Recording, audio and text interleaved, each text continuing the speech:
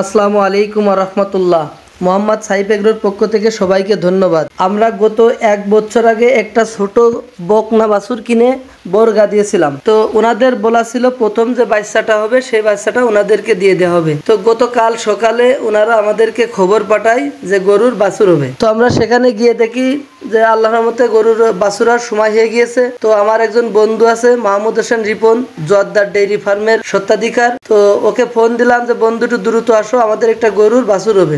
রিপন আবার এই গরুর ডেলিভারি সম্পর্কে খুবই অভিজ্ঞ, এজন্য ওনাকে ফোন দেওয়া হয়েছিল। তো আসার পর খুব দ্রুতই আল্লাহর রহমতে আমাদের সেই ছোট্ট বকনাটা এখন বড় হয়ে গিয়েছে, তার একটা বাছুর এসে আলহামদুলিল্লাহ ষাঁড় বাছুর এসে। বাছুরটা দেখতে মাশাআল্লাহ খুব সুন্দর এবং লাল কালারের। এই লাল কালারের ষাঁড় বাছুরগুলো বড় হলে এদের চাহিদাটা অনেক বেশি থাকে এবং এদের বাজার মূল্যটা সবসময় বেশি থাকে, কারণ লাল কালার সবাই পছন্দ করে। তো যাই হোক, উনারা প্রথমবার এই বাছুরটা পেয়ে যাবে। তো বাছুরটা হওয়ার পর আমি নিজে বাছুরটা খুব ভালোভাবে পরিষ্কার করে শুকনা কাপড় দিয়ে ভালোভাবে মুছে শুকনা করে দিয়ে ওনাদেরকে দিয়ে এসেছিলাম, আর বলেছিলাম গরুটাকে একটু খাদ্য খাবার ভালো দিবেন যাতে বাছুরটা দুধ ভালো পায় এবং বাচ্চাটা খুব দ্রুত যাতে মোটাতে যায়। তো যাই হোক, আপনারা সকলে দোয়া করবেন আমাদের এই ছোট্ট খামারটা যেন ধীরে ধীরে বড় হয় এবং আল্লাহ তাআলা যেন আমাদের এই খামারি ব্যবসায় বারাকা দান করেন। আসসালামু আলাইকুম ওয়া রাহমাতুল্লাহ।